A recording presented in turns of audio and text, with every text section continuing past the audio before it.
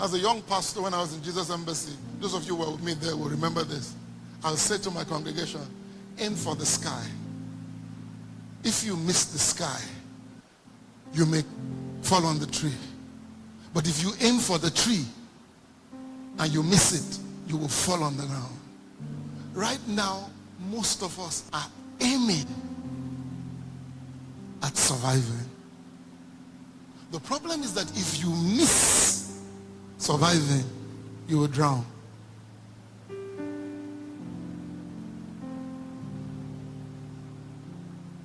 You'll drown.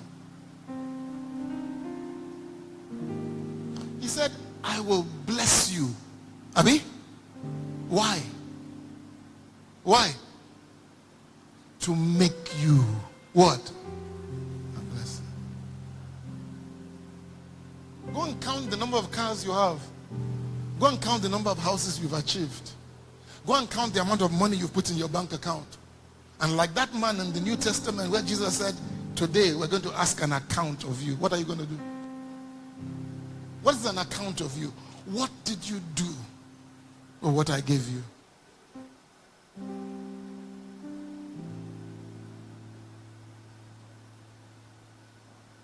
Listen, he's not the only one who made a sacrifice. Don't misunderstand me today. Ben Gurion, Indira Gandhi, the first president, Weizmann. But what I found out about the Jewish people, and you think about it, it's even in the Bible. People like Daniel, who had to serve an unjust government, an uncorrupt government, for his people. He said, I have known by the number of days, by reading the book of Jeremiah, how long Israel was supposed to be in captivity. I'm going to make the sacrifice to pray Israel out of their captivity.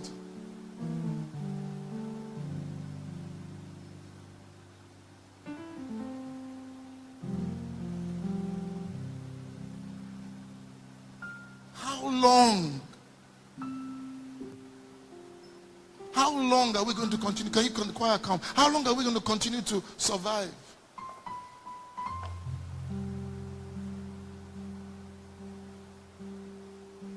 How long?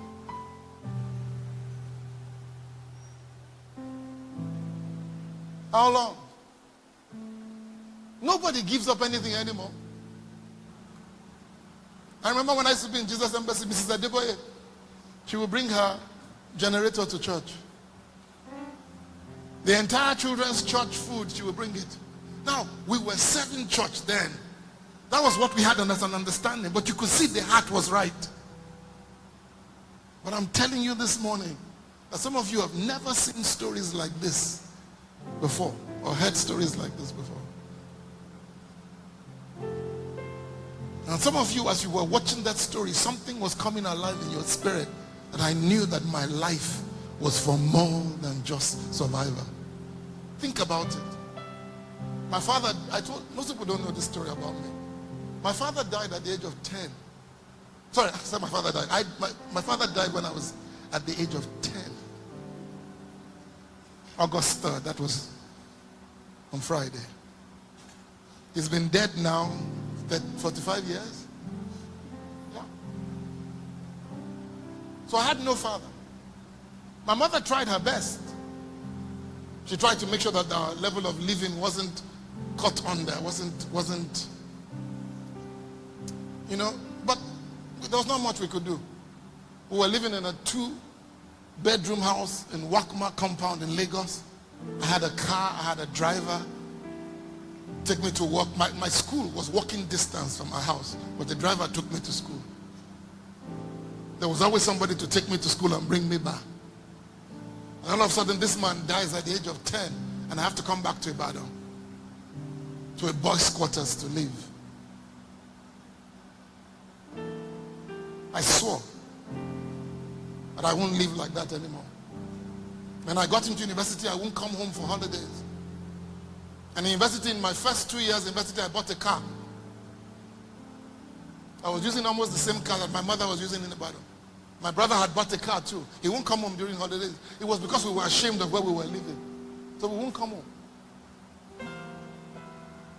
But I remember in Form 5, I went to the home of one Paul Maije. His father was like a father to me. So I walked up to him and I said, and I didn't understand Christianity at that time. And I asked him a very stupid question. I said, what can be the purpose of life? Am I supposed to grow up, work hard, have children, suffer, and then give birth to children, give them a life? They too work hard, suffer, give birth to children, and then they work hard, give birth to children and work hard. I said, something is wrong. This can't be God.